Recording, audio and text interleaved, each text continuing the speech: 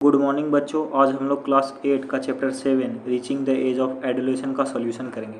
सबसे पहला इसमें क्वेश्चन है, what is the term use for the secretion of endocrine gland responsible for the changes taking place in the body. यहाँ पे बोल रहा है कि कौन सा टर्म हम लोग यूज़ करेंगे जो हमारे बॉडी के अंदर जो इंडोक्राइन ग्लैंड्स हैं जो सिक्रेट कर रहे हैं, तो उसके लिए हम लोग कौन सा टर्म यूज़ करेंगे।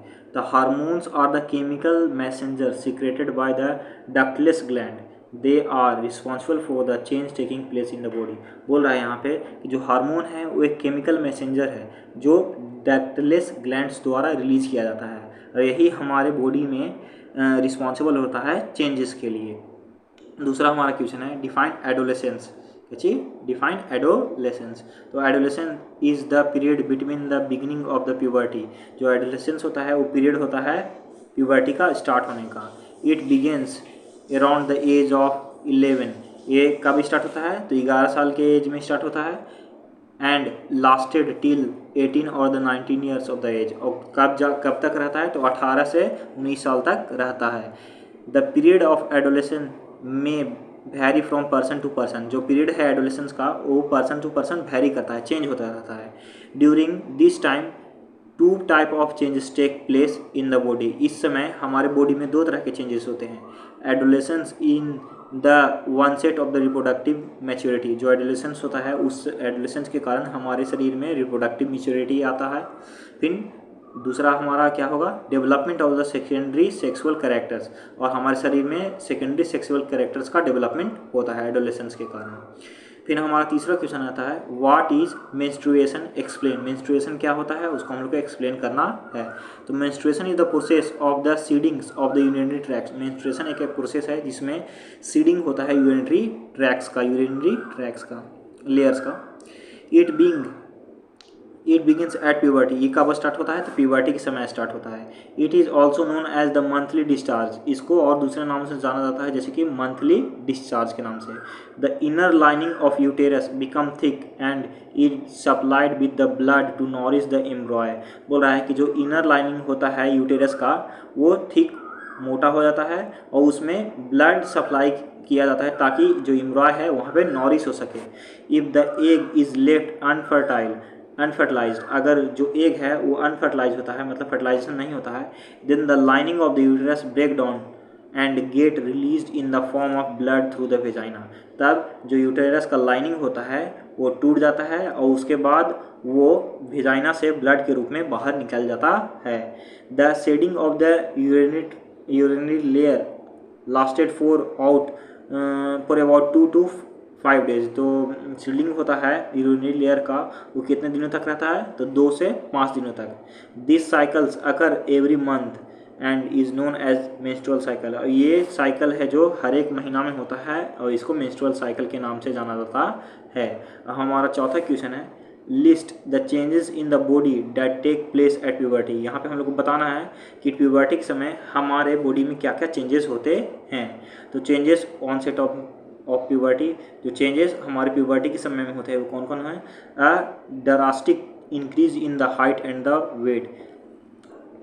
प्यूबर्टी के समय हमारे हाइट और वेट में एक बहुत ज़्यादा इंक्रीज होता है, बहुत ज़्यादा हमारा हाइट और वेट बढ़ता है प्यूबर्टी के समय में।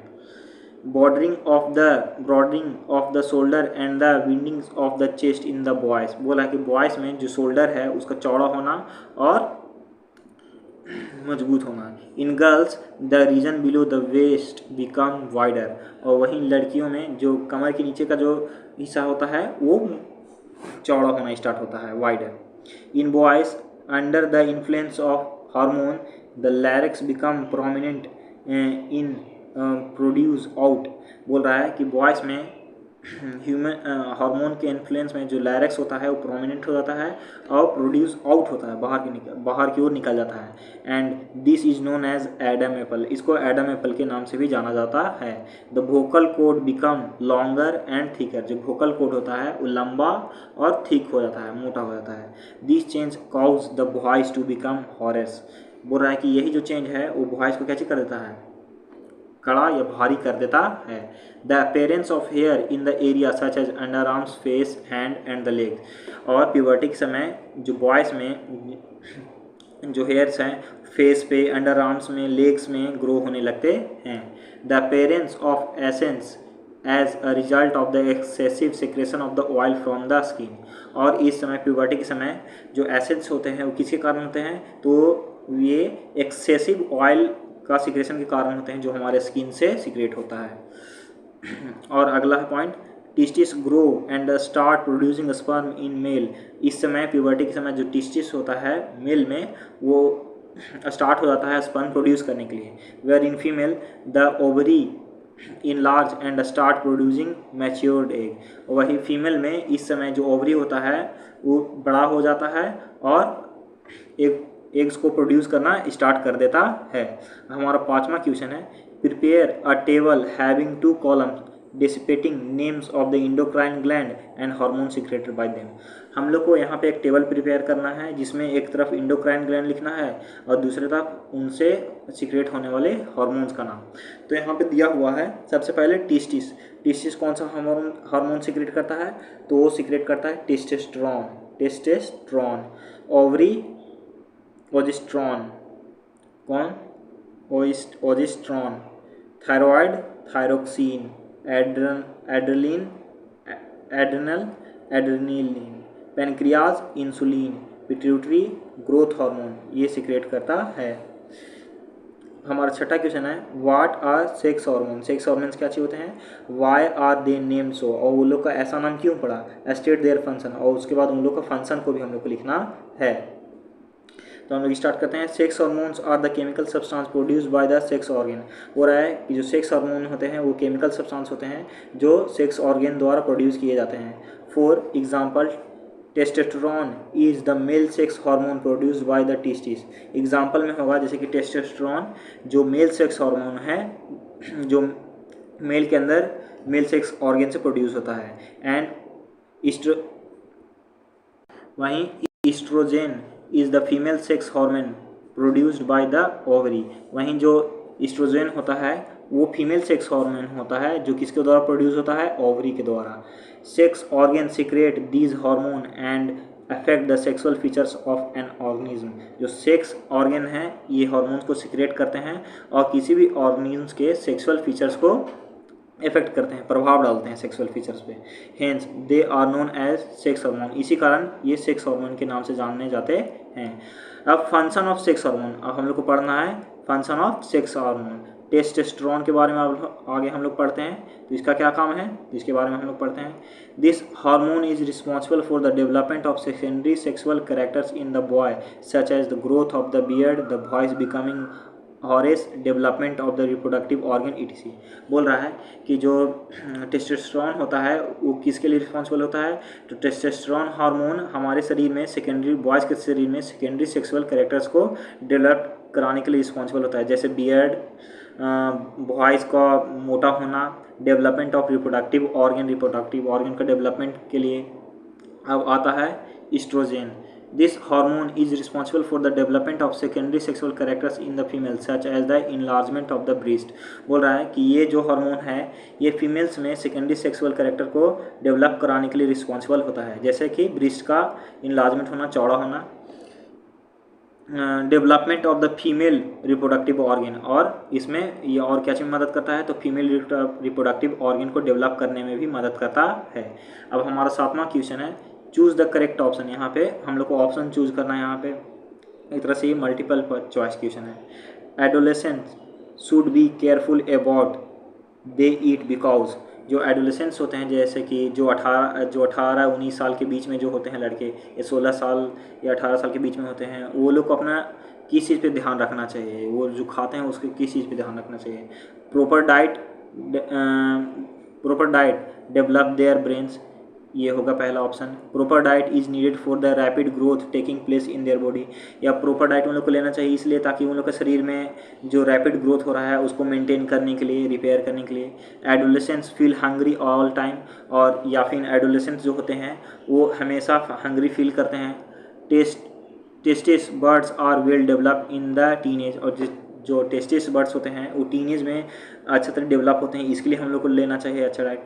तो हमारा इसका आंसर होगा B, proper diet is needed for the rapid growth taking place in their body. Proper diet हम लोग को इसलिए लेना चाहिए क्योंकि उस समय एडोलेसेंस में जो हमारा बॉडी है उसमें बहुत सारे चेंजेस होते हैं और उसके लिए हम लोग को प्रॉपर डाइट लेना चाहिए। अब हमारा अगला क्वेश्चन है B, reproductive age in womens start when there. Reproductive age womens में कब स्टार्ट होता है? मेंस्ट्रुएशन स्टार्ट होता है तब, ब्रीस्ट स्टार्ट डेवलपिंग जब ब्रीस्ट डेवलप होना स्टार्ट होता है तब, बॉडी वेट इंक्रीज या बॉडी वेट जब उन लोगों में बढ़ता है तब, हाइट इंक्रीज या फिर हाइट इंक्रीज होता है तब। तो इसका सही आंसर होगा मेंस्ट्रुएशन स्टार्ट, जब मेंस्ट्रुएशन उन लोग में स्टार्ट होता है तब। अब हम लोग अपना अगला क्वेश्चन में चलते हैं। The right meal for the adolescence consist of. जो राइट मील होता है एडोलेसेंस के लिए वो उसमें क्या क्या होना चाहिए? उसको में चिप्स, नूडल्स, कोक होना चाहिए, ये पहला ऑप्शन है। चपाती, दाल, वेजिटेबल होना चाहिए, ये दूसरा ऑप्शन। राइस, नूडल्स या बर्गर होना चाहिए, तीसरा। और चौथा है vegetable cutlets, chips and lemon drink. Vegetable cutlets होना चाहिए, चिप्स होना चाहिए, लेमन ड्रिंक होना चाहिए। तो इसका सही आंसर होगा चपाती, दाल और वेजिटेबल होना चाहिए एडोलेसेंस के लिए। अब हमारा अगला क्वेश्चन आता है, right a note on Adam Apple. Adam Apple पे हमें एक नोट्स लिखना है।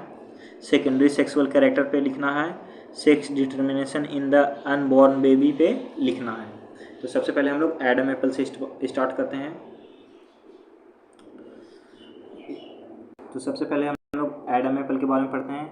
It is a protrusion in the neck part of the human male. ये जो है प्रोट्रूशन होता है ह्यूमन मेल के नेक वाले पार्ट में Adam apple. It is a features of an adult male because it size in male increases during puberty. ये एक मेल का फीचर्स होता है, एक एडल्ट मेल का फीचर्स होता है। क्यों? क्योंकि ये प्यूबर्टी के समय बहुत ही ज़्यादा इंक्रीज हो जाता है। दूसरा हमारा है secondary sexual character. Secondary sexual character के पे नोट्स हम लोग को लिखना था, उसको देखते हैं। Secondary sexual characters are those features that help in distinguishing the male and the female body from each other. जो सेकेंडरी सेक्सुअल कैरेक्टर होते हैं वो ऐसे फीचर होते हैं जो हमें मेल और फीमेल में भेदभाव करना बताते हैं कि मेल कौन है और फीमेल कौन है। दे आर फिजिकली और behaviourally characteristics that appear in the human at the time of puberty. ये फिजिकल और बिहेवियरली कैरेक्टर्स होते हैं जो हर टाइम प्यूबर्टी के समय ये अपेयर होते हैं, प्यूबर्टी के समय अपेयर होना स्टार्ट होते हैं। अब हमारा था सेकेंडरी सेक्सुअल कैरेक्टर्स इन बॉयज़। बॉयज़ में हम लोग सबसे पहले देखते हैं सेकेंडरी सेक्सुअल कैरेक्टर्स में क्या क्या होता है। तो सबसे पहले हम लोग देखते हैं the appearance of mouth-H and the beard. जो अपेयरेंस होता है बॉयज़ में माउथ-एच और बियर्ड, ये होता है जिस दाढ़ी सवाना। The appearance of chest hair, chest hair का पेयर होना बॉयज़ में। Growth of hair in the genital area and the other part of the skin, ये हो गया। अब secondary sexual character in girls. Girls में अब सेकेंडरी सेक्सुअल कैरेक्टर्स क्या क्या होते हैं? तो increase in the breast size and darkening of the skin in the nipples present at the tip of the breast, ये होता है गर्ल्स में। Growth of hair in the genital area and the other body parts. अब हमारा अगला जो है जिसके बारे में हम लोग को नोट्स लिखना था वो है sex determination in an unborn baby. अब हम लोग को बताना है कि कैसे सेक्स डिटर्मिनेशन होता है एक अनबॉर्न बेबी में। The sex of a baby is determined by the type of male gamete that fuse with the female gamete. जो सेक्स डिटर्मिनेशन होता है किसी अनबॉर्न बेबी में किसके द्वारा होता है? तो मेल और फीमेल गैमेट के फ्यूजन के बाद पता चलता है। All human beings have 23 pair of chromosome in their nuclei. जितना भी ह्यूमन बींग्स हैं सब में 23 पेयर ऑफ क्रोमोजोन होता है उनके न्यूक्लियाई में, न्यूक्लियस में। Out of these 23 pair the last pair is known as the sex chromosome. इस 23 पेयर में से जो आखिरी पेयर होता है उसी को सेक्स क्रोमोजोन कहते हैं।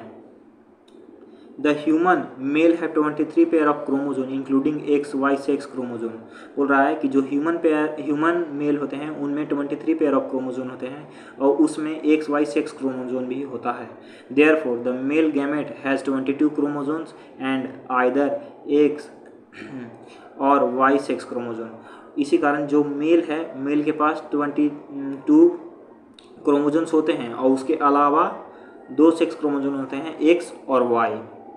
वहीं male gamete can be of 2 type, male gamete दो तरह के हो सकते हैं, 22 + X और 22 + Y, ये 2 गैमेट हो सकते हैं।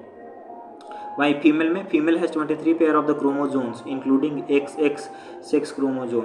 बोला है कि फीमेल्स में भी 23 पेयर ऑफ क्रोमोजोम होता है, जिसमें XX